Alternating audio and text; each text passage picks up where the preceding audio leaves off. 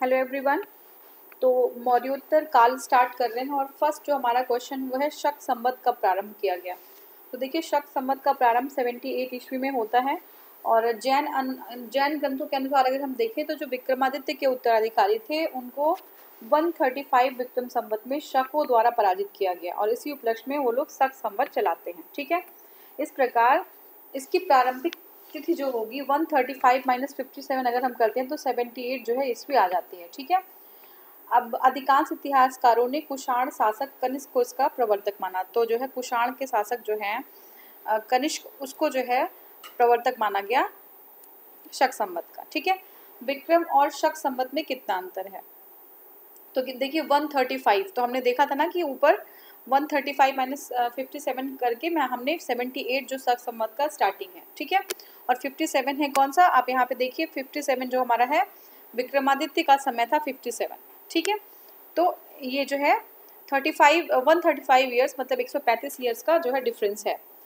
तो वर्तमान में तिथि एवं वर्ष के लिए ग्रेगोरियन कैलेंडर अगर हम देखें प्रेजेंट टाइम में तो हम जो है ग्रेगोरियन कैलेंडर का यूज़ करते हैं तिथि और वर्ष को जानने के लिए। और ग्रेगोरियन कैलेंडर से 75 अगर जोड़ दें हम तो विक्रम संवत तथा 78 घटा दें तो शक संवत जो है प्राप्त हो जाएगा। 75 जो वर्तमान कैलेंडर है मान लीजिए 2020 है तो उसमें 57 अगर हम जोड़ देते हैं तो विक्रम संवत मिल जाता है। ठीक है, और अगर हम 78 घटा देते हैं तो हमारा शक संवत मिल जाता है। ठीक है, तो ये आपका जो है जो क्वेश्चन ये आया हुआ है आपका यूडीए और एलडीए में जो है 2006 का क्वेश्चन है, तो इसलिए जो है इन्होंने 16 का देखा है।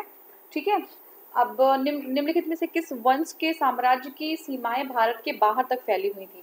तो देखिए कुषाण वंश ऐसा वंश था जिसकी जो सीमाएं थी वो भारत से बाहर फैली हुई थी। कुषाण वंश की साम्राज्य की सीमाएं भारतीय उपमहाद्वीप से बाहर तक फैली थी। कुषाण वंश के जो महानतम शासक थे वो थे कनिष्क।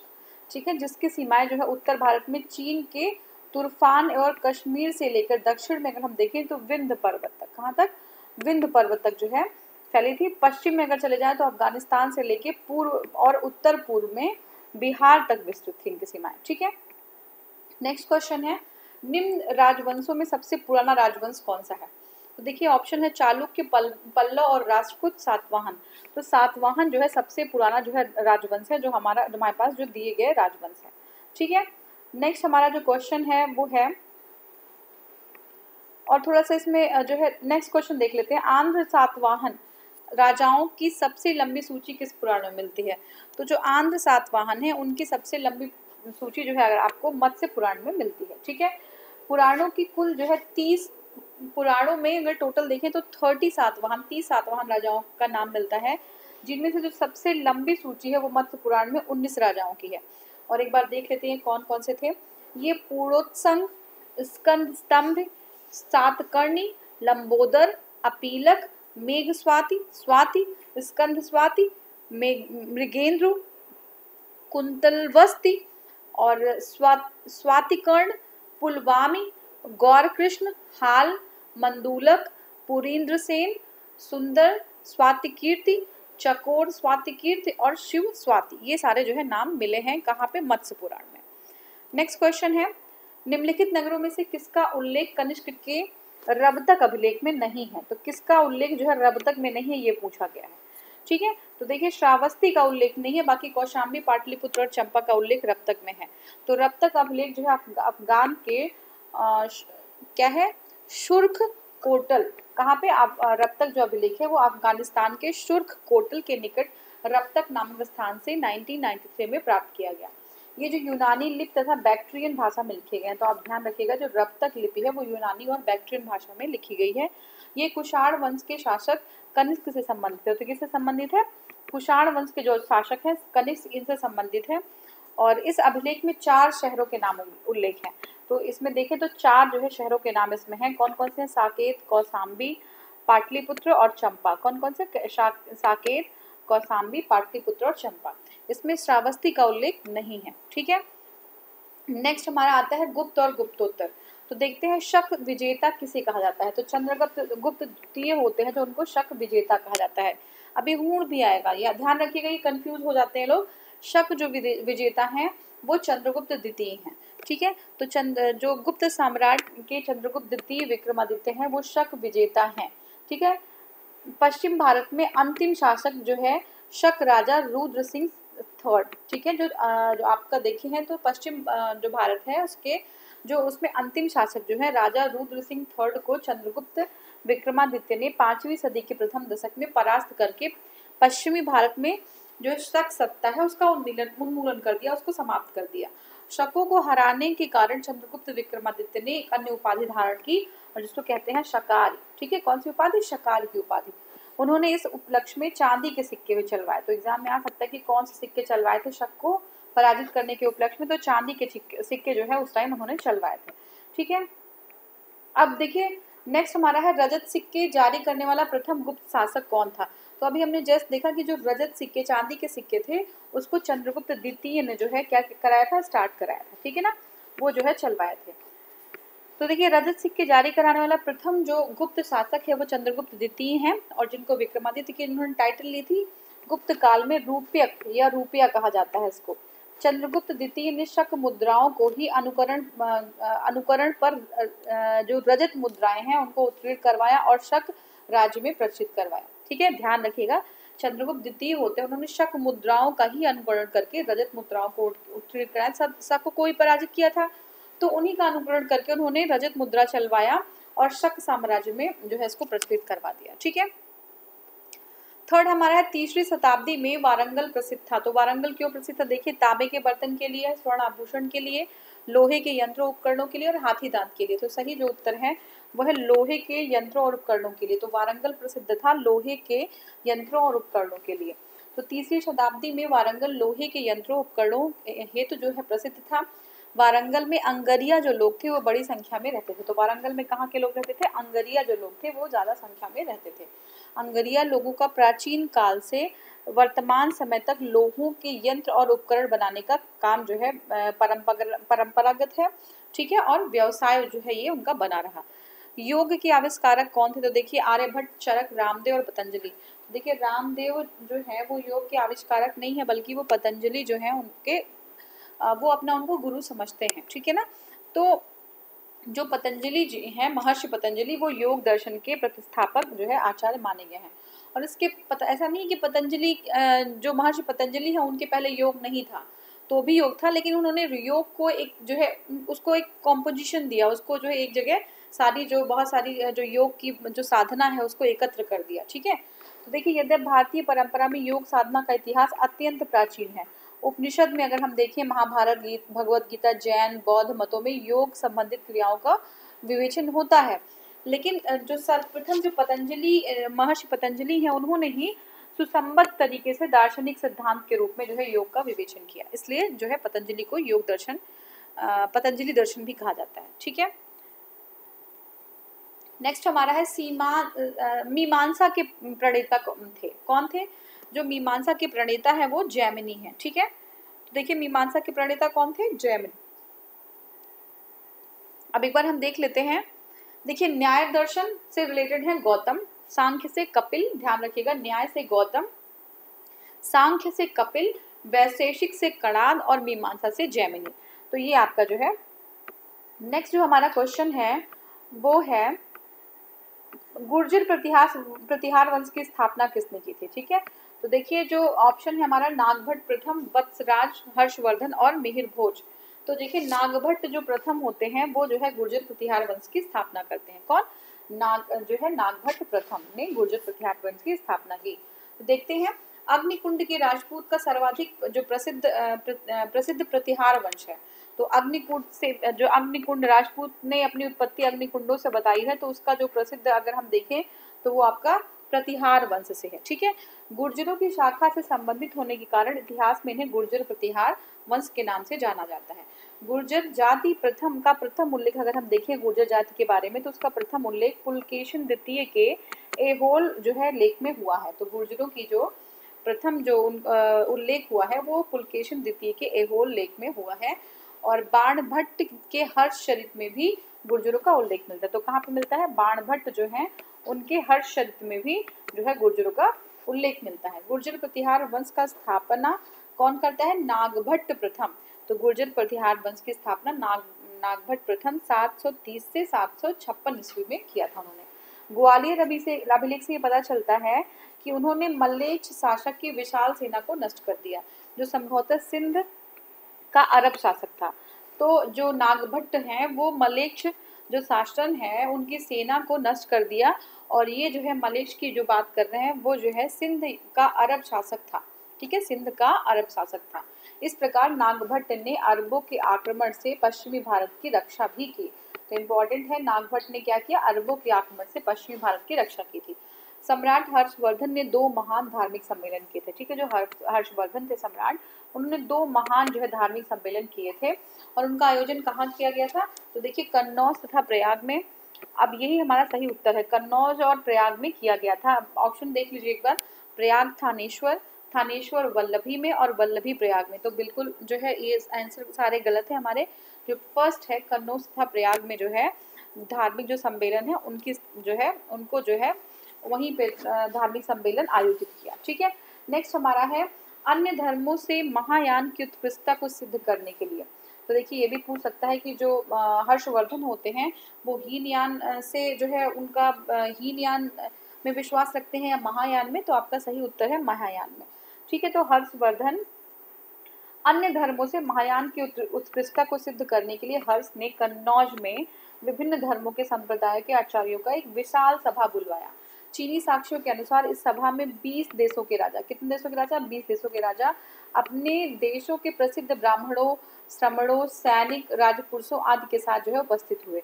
इस सभा की अध्यक्षता जो है किसने की? इंपॉर्टेंट है, ये ह्वेनसांग ने की थी। साथ ही वर्ष के समय प्रति 5वें वर्ष प्रयाग में संगम क्षेत्र में एक समारोह का आयोजन किया जाता था। तो एक ही जो है हर्ष के समय में हर 5वें वर्ष पे प्रयाग में जो है संगम क्षेत्र में एक समारोह का आयोजन किया जाता था, जिसे महामोक्ष परिषद कहा गया। तो उसे कौन सा परिषद? महामोक्ष परिषद कहा गया। ठीक है, महामोक्ष परिषद। हाँ, तो नेक्स्ट हमारा है वेनसोंग स्वयं छठे समारोह में उपस्थित थे। तो कौन से थे? छठे समारोह में वेनसोंग उपस्थित थे। तो ये छठा भी इम्पोर्टेंट है। तो वेनसोंग किस समारोह में उपस्थित थे? छठे समारोह में।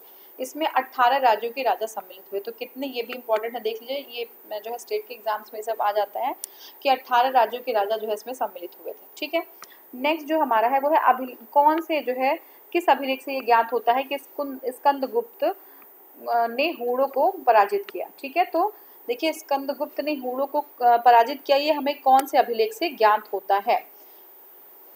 तो ऑप्शन जो हमारा है भीतरी स्तंभ लेख। ठीक है, और आप हमें बताएंगे कि जो चंद्रगुप्त द्वितीय है उन्होंने किसे पराजित किया, और स्कंदगुप्त ने हूणों को पराजित किया। ठीक है, तो वो जो है भीतरी स्तंभ लेख से हमें ज्ञात होता है। ठीक है, तो देखते हैं भीतरी स्तंभ लेख से यह ज्ञात होता है। देखिए भीतरी स्तंभ लेख से ज्ञात होता है कि जो है आपका समुद्रगुप्त ने हूणों को पराजित किया। तो उत्तर प्रदेश के गाजीपुर जिले में अगर हम जाएं तो भीतरी नामक स्थान मिलता है। कहाँ पे? गाजीपुर में भीतरी नामक स्थान मिलता है, और वहाँ पे भीतरी स्तंभ लेख है जहाँ पे पुष्यमित्र और हूण के बीच जो है क्या था? स्कंदगुप्त के युद्ध का वर्णन किया गया। ठीक है, पुष्यमित्र और हूणों के साथ जो है स्कंदगुप्त के युद्ध का वर्णन किया गया है। अब देखिए इसमें क्या है कि हूणों का पहला जो भारतीय आक्रमण है वो गुप्त सम्राट के स्कंदगुप्त के शासनकाल में होता है।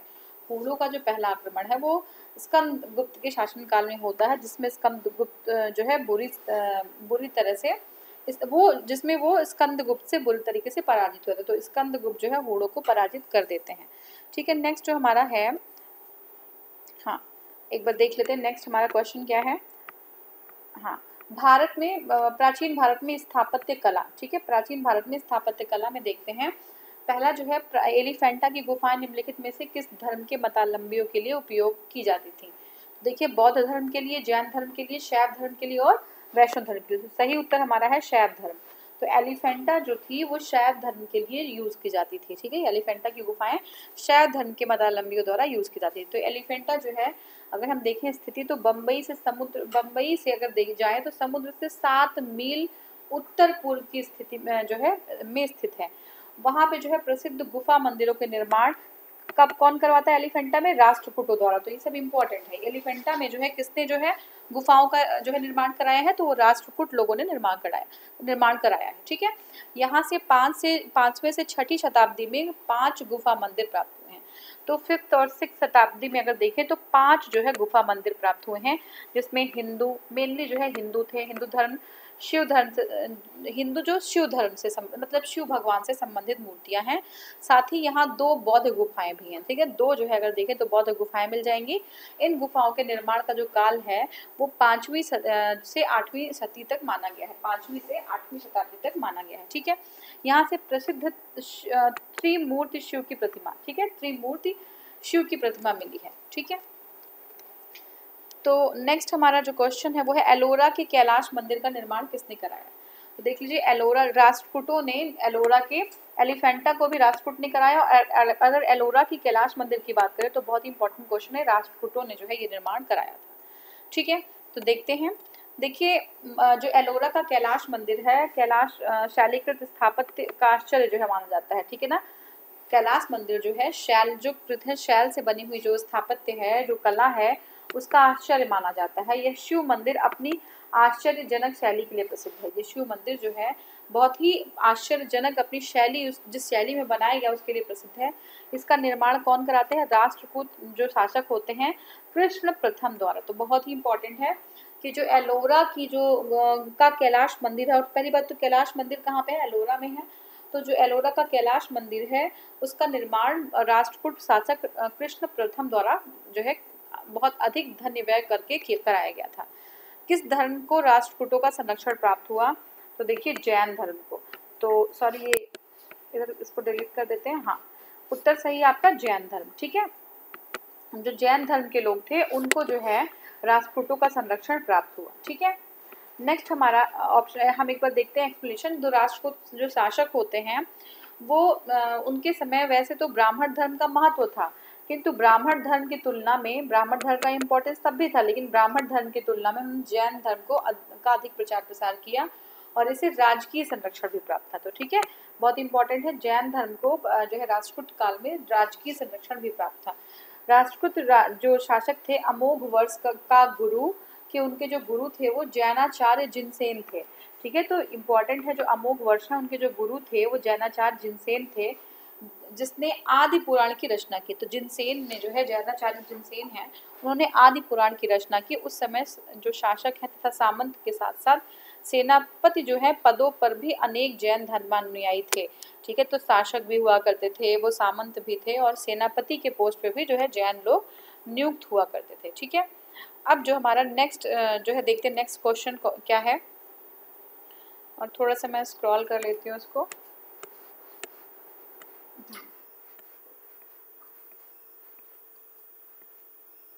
हाँ, तो देखिए इसमें सूची है जिसमें हमें मिलान करना है, तो सूची एक बार देख लेते हैं। स्थान है और स्मारक है। तो देखिए, स्थान में है एलिफेंटा, श्रवण बेलगोला, खजुराहो और सांची। कौन कौन सा है? एलिफेंटा, श्रवण बेलगोला, खजुराहो और सांची। और जो स्मारक है वो कौन सा है? स्तूप है, मंदिर है, गुफा है और मूर्ति है। कौन कौन सा है? स्तूप, मंदिर, गुफा और मूर्ति। तो देखिए, एलिफेंटा की अगर बात करें तो एलिफेंटा की जो है क्या है? एलिफेंटा एक गुफा है। ठीक है, राष्ट्रकूटों ने जो है इसका निर्माण कराया था एलिफेंटा का। ठीक है, और एलिफेंटा में ही जो है कैलाश जो मंदिर स्थित है, जो हमारी शैल से बनी हुई स्थापत्य कला है उसका एक बहुत ही आश्चर्यजनक एक नमूना है। ठीक है, श्रवण बेलगोला क्या है? मूर्ति है, श्रवण बेलगोला में मूर्ति है जैनों से रिलेटेड। और खजुराहो को देखें तो क्या है? खजुराहो मंदिर है। ठीक है, सांची क्या है? सांची जो है एक स्तूप है। ठीक है, तो ये जो है हमारा करेक्ट आंसर है। देखिए, एलिफेंटा महाराष्ट्र में स्थित है। यहाँ 5वीं 6ठी शताब्दी की 5 गुफाएं हैं। श्रवण बेलगोला कर्नाटक में स्थित है। यहाँ गोमतेश्वर, किसकी प्रतिमा? गोमतेश्वर की जो है प्रसिद्ध प्रतिमा का निर्माण किसने कराया था? चामुंडा राय ने कराया था। नाम क्या है इनका? चामुंडा राय। ठीक है, चामुंडा राय ने जो है कराया था। ये हो गया। अब नेक्स्ट देखते हैं, खजुराहो के मंदिर जो है वो कहाँ पे है? मध्य प्रदेश में है। ये चंदेल शासकों ने, खजुराहो के मंदिर को चंदेल शासकों द्वारा निर्मित कराया गया है। सांची स्तूप का निर्माण अशोक ने कराया था। ठीक है, सांची का निर्माण अशोक ने कराया था मध्य प्रदेश में। नेक्स्ट हमारा है, ये भी सुमेल करना है। देखते हैं, ऐतिहासिक स्थल है और राज्य है। ठीक है, भीमबेटका कहाँ पे? आपको सभी लोग को पता है कि भीमबेटका जो है वो एमपी में है, मध्य प्रदेश में है। ठीक है, नेक्स्ट हमारा है शोर टेम्पल। शोर टेम्पल कहाँ पे है? तमिलनाडु में। शोर टेम्पल कहाँ पे है? तमिलनाडु में, ठीक है। नेक्स्ट हमारा है हम्पी। हम्पी कहाँ पे है? कर्नाटक में है। और मानस कहाँ पे है? असम में। मानस कहाँ है? असम में। और भीमबेटका मध्य प्रदेश में, देख लिया था हमने, ठीक है। देखिए इसमें भी देख लेते हैं, भीमबेटका हमारा मध्य प्रदेश में है, शोर टेम्पल तमिलनाडु में है, हम्पी कर्नाटक में है और मानस जो है असम में है, ठीक है। नेक्स्ट हम देखते हैं, नेक्स्ट जो है महाबलीपुरम के रथ मंदिरों का निर्माण किसने कराया था? तो अब देखिए हम महाबलीपुरम के रथ मंदिरों की बात कर रहे हैं और उसका निर्माण जो है नरसिंह वर्मन फर्स्ट ने कराया था, ठीक है। तो जो है नरसिंह वर्मन फर्स्ट के द्वारा महाबली जो पुरम के जो रथ हैं उनका निर्माण कराया गया रथ मंदिरों का। अब रथ मंदिरों के बारे में थोड़ा सा एक्सप्लेन कर लेते हैं। तो देखिए इस शैली का विकास जो है पल्लव शासक नरसिंह वर्मन ने कराया। तो पल्लव शासक जो नरसिंह वर्मन है वो जो है इस जो आपका रथ है उसका जो है महाबलीपुरम के रथ मंदिरों का निर्माण कराते हैं, ठीक है। ये हो गया। नेक्स्ट हम देखते हैं और एक बार और देख लेते हैं इसमें, इसके अंदर दो प्रकार के स्मारक बने थे, ठीक है। दो प्रकार के स्मारक बने थे, एक तो थे मंडप, क्या था? मंडप। और दूसरा क्या था? एकाश्म मंदिर, ठीक है, जिन्हें रथ कहा गया। एक तो मंडप था, दूसरा एकाश्म मंदिर जिन्हें रथ कहा गया था। इस शैली में निर्मित सभी स्मारक जो है मामल्लपुरम या महाबलीपुरम में विद्यमान है, ठीक है। अब देखिए नेक्स्ट जो हमारा है वो दक्षिण भारत चोल चालुक्य पल्लव और संगम युग के बारे में है, ठीक है। तो देखिए निम्नलिखित राजवंशों में किसके शासक ने शासन काल में अपने ही शासन काल में अपना उत्तराधिकारी घोषित कर दिया, ठीक है। और कर दिया करते थे, चोल के शासन में ऐसा होता था कि अपने ही जो है जीवन पर्यंत अपने उत्तराधिकारी को घोषित कर दिया करते थे वो लोग, ठीक है। चोल काल के जो सम्राट थे वो प्राय अपने जीवन काल में ही युवराज का चुनाव कर लेते थे, उसके बाद उसका जो उत्तराधिकारी बनते थे, ठीक है। नेक्स्ट क्वेश्चन है हमारा, इतिहास की प्रारंभिक शताब्दियों में भारत तथा रोम के बीच घनिष्ठ व्यापारिक संबंधों की सूचना किस पुरास्थल की खुदाई से प्राप्त होता है, ठीक है। तो देखिए भारत और रोम के बीच घनिष्ठ जो संबंध है व्यापारिक, उनका जो है हमें साक्ष्य मिलता है अरिकमेड़ु से। कहाँ से? अरिकमेड़ु से, ठीक है। अरिकमेड़ जो है पूर्वी तट पर पांडुचेरी से 3 किलोमीटर दक्षिण में है, उष्णकटिबंधीय कोरोमंडल तट पर स्थित है। ये पेरिप्लस में इसे पुडुके, ठीक है, पेरिप्लस ऑफ द इरिथ्रियन सी जो है उसमें पुडुके कहा गया है। यह ईसा की प्रारंभिक शताब्दियों में रोमन बस्ती की अवस्थिति यहाँ पे मानी जाती है। यहाँ से प्राप्त अवशेषों में कई रोमन वस्तुएं प्राप्त हैं, जिसमें शराब के 2 हत्थे वाले कलश, ठीक है, कहाँ से मिले हैं? ये जो है हमें आपका अरिकमेड़ु से मिले हैं, ठीक है। तो यहाँ पे क्या मिला है? शराब के 2 हत्थे वाला कलश, रोमन लैंप, रोमन ग्लास, ठीक है, प्रमुख है। यहाँ से न केवल भारतीय माल यथा मड़िया, मोतिया, मलमल, सुगंधित वस्त्र इत्यादि मसाले और रेशम लादा जाता था। रोमवासी जो है रुचि एवं नमूने के अनुसार भी माल का निर्माण रोम को भेजा। जैसे उनकी कोई डिमांड हुई कि हमें इस पर्टिकुलर तरह की चीज़ चाहिए तो वो भी यहाँ से मैन्युफैक्चर करके भेजा जाता था, ठीक है। तो नेक्स्ट हमारा है, निम्नलिखित में से कौन एक तमिल देश के संगम युग का राजवंश नहीं था, ठीक है। तमिल देश के संगम युग का राजवंश नहीं था। तो देखिए चेर, चोल और पांड्य तो तीनों थे ही, हम साथ ही में पढ़ते हैं उनको, तो पल्लव नहीं थे, ठीक है, पल्लव जो है नहीं थे। तो नेक्स्ट हमारा जो है देख लेते हैं एक बार क्वेश्चन क्या है। और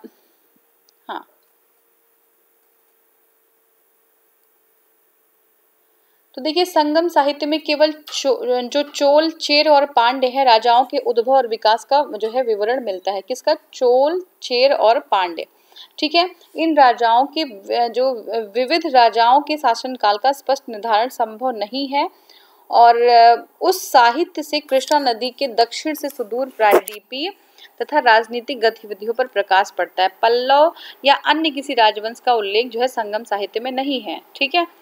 हमारा नेक्स्ट है, निम्नलिखित तमिल ग्रंथों में किसे लघु वेद की जो है संज्ञा दी गई? तो लघु वेद कौन है? तो ये जो है कुराल जो है, कुराल को लघु वेद की संज्ञा दी गई। ध्यान रखिएगा, जो कुराल है उसको लघु वेद की संज्ञा दी गई। तो जो है हमारा तमिल ग्रंथ जो है कुराल, उसको लघु वेद की संज्ञा दी गई है। कुराल के जो रचयिता हैं वो कौन है? तिरुवल्लुवर। और बहुत इंपॉर्टेंट है, ध्यान रखिएगा, जो कुराल के रचयिता है वो कौन है? तिरुवल्लुवर, ठीक है। किसके रचयिता? कुराल के रचयिता तिरुवल्लुवर, ठीक है। नेक्स्ट हमारा है चोल शासकों के शासनकाल में निम्नलिखित में से कौन सा वरीयम उद्यान प्रशासन के कार्य को देखता था। कौन सा वरीयम था जो उद्यान के जो है प्रशासन को देखता था। तो देखिए टोट वरीयम। कौन सा वरीयम है? टोट वरीयम। तो टोट वरीयम जो है वो जो है क्या देखता था, वो आपका उद्यान के प्रशासन को देखता था। ठीक है ना। अब अगर इसमें देख लें तो जो पानवरियम है वो स्वर्ण को, पानवरियम किसको? स्वर्ण को। एरिवरियम क्या है? तालाब को, तालाब के लिए समिति थी। और संवत्सर वरियम है वो है क्या आपका? संवत्सर वरियम कृषि वगैरह को लेके कुछ था। ठीक है ना। तो एक बार देख लेते हैं हम। देखिए चोलकालीन गांवों की गतिविधियों को की देख रेख कार्यकारी समिति करती थी, जिसे वरियम कहा जाता था। समिति जो है, जो कार्यकारी समिति थी वो वरीयम था। उद्यान प्रशासन का कार्य देखने वाली समिति को टोट वरीयम, जो उद्यान जो देखते थे प्रशासन, उनको क्या कहते थे? टोट वरीयम कहा जाता है। जबकि संवत्सर वरीयम वार्षिक समिति, एरिवरियम तालाब को, और जो है पोन वरीयम स्वर्ण समिति थी। ठीक है। एरिवरियम तालाब और पोन जो है स्वर्ण वरीयम थी। ठीक है। स्वर्ण के लिए जो समिति थी। ठीक है। नेक्स्ट हमारा क्वेश्चन है निम्नलिखित में से कौन तमिल रामायण या रामावतारम का लेखक था। तो देखिए तमिल रामायण और रामावतारम का लेखक जो है कंबन थे। ठीक है। तो देखते हैं कंबन जो है कब के हैं? 12वीं सदी के हैं। और तमिल रामायण व रामावतारम की जो रचना है वो तमिल भाषा में जो है उन्होंने की थी। ठीक है। नेक्स्ट हमारा क्वेश्चन दक्षिण भारत का प्रसिद्ध तक्कोलम का युद्ध। ठीक है। तो साउदर्न इंडिया में जो एक फेमस तक्कोलम है उसका युद्ध जो है कहाँ जो है किसके बीच हुआ था। तो तक्कोलम का युद्ध चोल और राष्ट्रकूटों के बीच हुआ था। किसके बीच? चोल और राष्ट्रकूटों के बीच तक्कोलम का युद्ध हुआ था। ठीक है। तो देखते हैं एक बार यहाँ पे। हाँ देखिए परांतक वन के अंतिम दिनों में राष्ट्रकूट जो शासक हैं कृष्ण सेकंड, परांतक वन के अंतिम जो है दिनों में राष्ट्रकूट शासक जो होते हैं वो कृष्ण थर्ड होते हैं। और कृष्ण थर्ड ने पश्चिम गंगों या तुबुत्ग की सहायता से तक्कोलम के युद्ध में चोलों को परास्त कर दिया। तो कौन परास्त करता है? राष्ट्रकूट जो होते हैं वो चोल को परास्त कर देते हैं और तंजौर पर अधिकार कर लेते हैं। कृष्ण थर्ड ने इस उपलक्ष्य में तंजौयुकोंड, ठीक है, कौन सा? तंजौयुकोंड की स्थापित उपाधि धारण की। ठीक है। जो राष्ट्रकूट शासक हैं उन्होंने जो है वो क्या कर देते हैं? वो परास्त कर देते हैं। और परास्त करने पे जो कृष्ण थर्ड होते हैं उन्होंने तंजौयुकोंड की धारण जो है पदवी धारण कर ली। ठीक है। नेक्स्ट हमारा है मीनाक्षी मंदिर कहाँ अवस्थित है। तो देखिए मीनाक्षी मंदिर जो है वो मदुरई में अवस्थित है। ठीक है। मीनाक्षी मंदिर मदुरई में अवस्थित है। ज्ञातव्य है कि जो मदुरई है वो पांड्यों की राजधानी थी। तो मदुरई किसकी राजधानी थी? मदुरई जो है पांडवों की राजधानी थी। संगम काल में प्रथम और द्वितीय संगम जो है यहीं पे आयोजित हुए थे। तो प्रथम और द्वितीय संगम अगर हम देखें कि कहाँ आयोजित हुए थे तो ये जो है मदुरई में ही हुए थे। और उनकी अध्यक्षता आचार्य अगस्त्य और नकीर ने की थी। कौन? पहले संगम की आचार्य अगस्त और दूसरे संगम की नकीर ने की थी। प्राचीन इतिहास और साहित्यकार देखते हैं। तो देखिए सूची 1 और सूची 2 है, दोनों हमें जो है मिलान करना है। तो देखिए सूची 1 जो है दरबारी कवि है और सूची 2 जो राजा है। अमीर खुसरो जो है, अमीर खुसरो रिलेटेड है अलाउद्दीन से। ठीक है। किससे? अमीर खुसरो का संबंध है अलाउद्दीन से। ठीक है। और कालिदास जो है चंद्रगुप्त द्वितीय के समय के, कालिदास चंद्रगुप्त द्वितीय के समय के। ठीक है। हरिशेन जो है वो किसके? हरिशेन जो है समुद्रगुप्त के, हरिशेन समुद्रगुप्त के। और बाण भट्ट जो है हर्षवर्धन। तो एक बार देख लीजिए अमीर खुसरो को अलाउद्दीन खिलजी के दरबारी, जो अमीर खुसरो थे वो क्या थे? अलाउद्दीन खिलजी के दरबारी कवि थे। इनकी प्रमुख रचनाएं तारीख अलाई, कौन सा था? तारीख अलाई, किरान उस सादेन और आशिका। ठीक है। आशिका, तारीख इलाई और किरान उस सादेन, मिफ्ता उल फुतूह आदि, मिफ्ता उल फुतूह आदि। कालिदास चंद्रगुप्त के दरबारी कवि थे। इन्होंने कौन सी रचनाएं की? मल्लिका वग्मित्रम, ऋतु संहार, मेघदूत, कुमार संभवम, अभिज्ञान शाकुंतलम आदि की जो है रचना कौन करते हैं? कालिदास करते हैं। अब देखते हैं प्रयाग प्रसिद्ध के रचयिता हरिशेन जो है समुद्रगुप्त। देखिए हरिशेन जो होते हैं वो समुद्रगुप्त तथा कादम्बरी के रचनाकार बाणभट्ट हर्षवर्धन के दरबारी थे। तो जो कादम्बरी के रचनाकार हैं बाणभट्ट, जो वो कौन थे, हर्षवर्धन के जो है दरबारी होते हैं बाणभट्ट। ठीक है, गीत गोविंद की रचना जयदेव ने किया है। और नेक्स्ट क्वेश्चन हम देख लेते हैं। हाँ, देखिए जो गीत गोविंद है उसकी रचना जयदेव ने बंगाल के अंतिम सेन शासक लक्ष्मण सेन के आश्रित महाकवि थे। तो गीत गोविंद के जो रचयिता थे वो कौन थे, जयदेव थे। और जयदेव कौन थे, वो जो है बंगाल के अंतिम शासक थे लक्ष्मण सेन। ठीक है, बंगाल के अंतिम शासक लक्ष्मण सेन के आश्रित महाकवि थे। तो लक्ष्मण सेन ने एक शिलालेख पर 1116 ईस्वी में एक तिथि अंकित की है। जयदेव ने इस समय के आसपास गीत गोविंद की रचना की होगी। इसे गीत काव्य कहना उचित होगा। ठीक है, इसमें 12 सर्ग हैं और प्रत्येक सर्ग में गीतों जो है बहुत सारे गीत सम्मिलित हैं। नेक्स्ट हमारा है आर्यभट्ट कौन थे। तो देखिए आर्यभट्ट भारतीय गणितज्ञ और खगोल शास्त्री हैं। कौन है आर्यभट्ट भारतीय गणितज्ञ और खगोल शास्त्री हैं। भारतीय गणितज्ञ और खगोल शास्त्री हैं। देखिए आर्यभट्ट 4वीं-5वीं शताब्दी ईस्वी प्राचीन भारत के प्रसिद्ध गणितज्ञ और खगोल शास्त्री थे।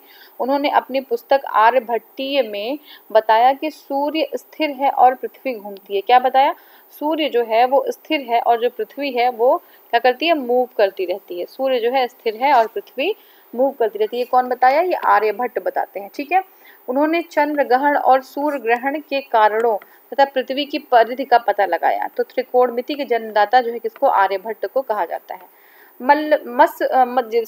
मत्त विलास प्रहसन के लेखक कौन है। मत्त विलास प्रहसन के लेखक जो है आपके महेंद्र वर्मन है। ठीक है, तो देख लेते हैं। मत्त विलास प्रहसन एक संस्कृत नाटक है और इसके जो लेखक हैं वो पल्लव नरेश नरेंद्र वर्मन है। और इसमें तत्कालीन सामाजिक और धार्मिक जीवन के बारे में विवरण मिलता है। यह एक परिहास नाटक है जिसमें धार्मिक आडंबरों का कटाक्ष किया गया है। क्या किया गया है, धार्मिक जो आडंबर है उनका कटाक्ष किया गया है।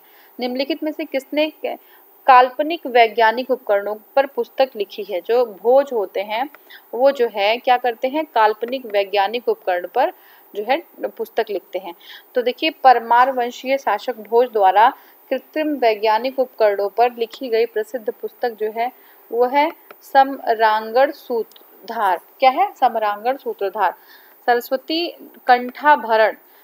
कंठाभरण सिद्धांत संग्रह, योग सूत्रवृत्ति, राज मार्तंड, विद्या विनोद, युक्ति कल्पतरु, चारुचर्या, यार ये सारी इनकी रचनाएं हैं। किसकी हैं, ये परमार वंशीय जो शासक हैं, जो भोज थे, उन्होंने जो कृत्रिम वैज्ञानिक उपकरण है उस पर कई प्रसिद्ध पुस्तक जो है उन्होंने लिखी भी हैं। तो ये क्या है, जो हमारे कृत्रिम वैज्ञानिक उपकरणों पर जो लिखी गई पुस्तक है उसका नाम है समरांगण सूत्रधार। ठीक है, नेक्स्ट जो उन्होंने और लिखे हैं उनकी सरस्वती कंठाभरण और सिद्धांत संग्रहण, योग सूत्रवृत्ति, राज मार्तंड, विद्या विनोद, युक्त कल्पतरु, चारुचर्या, ये सब इनकी बुक्स हैं। ठीक है, आरंभ में ये हो गया हमारा। हाँ, अब नेक्स्ट जो हमारा है, देखिए इसमें क्या है कि हर्ष ने निम्नलिखित में से किन रचनाओं का लेखन किया है। तो हमारे पास है प्रियदर्शनी, नागानंद, हर्षचरित और रत्नावली। तो हर्षचरित को बाढ़ ने किया था, तो हमें पता है। तो हमारा तीनों बाकी सही है। प्रियदर्शिका, नागानंद और रत्नावली जो है उसकी रचना जो है हर्ष ने की है। तो देखिए हर्ष को संस्कृत के 3 नाटक ग्रंथों का रचयिता माना जाता है। ठीक है, तो 3 नाटक जो ग्रंथ है वो कौन सी है, प्रियदर्शिका, रत्नावली और नागानंद। ठीक है, प्रियदर्शिका 4 अंकों का नाटक है जिसमें वत्सराज उदयन के अंतःपुर प्रणय की कथा का वर्णन है। रत्नावली के भी 4 अंक है। यह नाटक वत्सराज उदयन तथा उनकी रानी वासदत्ता की परिचारिका नागरिका के प्रणय कथा तथा इसका जो बड़ा ही रोचक वर्णन करता है। नागानंद जो है बौद्ध धर्म से प्रभावित रचना है जिसमें 5 अंक है। बाकी दोनों में 4-4 है और इसमें 5 अंक है। ठीक है, तो मध्यकालीन इतिहास जो है यहीं से स्टार्ट हो जा रहा है, लेकिन इसके पहले जो है, हाँ देखिए इसमें इसके पहले एक क्वेश्चन है तो देख लेते हैं। देखिए भोजशाला मंदिर की अष्टाधात्री देवी कौन है? तो ये जो है भगवती सरस्वती। ठीक है, भोजशाला जो मंदिर है वो मध्य प्रदेश के धार जिले में स्थित है। यहाँ पर भगवती जो सरस्वती है वो अष्टाधात्री जो है वो स्थापित है वहाँ पे। ठीक है, और यहाँ पे क्या होता है कि जो भोजशाला है उसका निर्माण परमार शासक के जो शासक होते हैं राजा भोज 1035 में संस्कृत पाठशाला के रूप में करवाते हैं। और अब भोजशाला जो है कमाल मौला मस्जिद परिसर में स्थित है। ठीक है, तो ये हो गया। और हमने जो है प्राचीन जो भारत है वो हमने कंप्लीट कर लिया, और मध्यकालीन भारत हम नेक्स्ट क्लास से स्टार्ट करेंगे। ठीक है, thank you so much for watching. Thank you.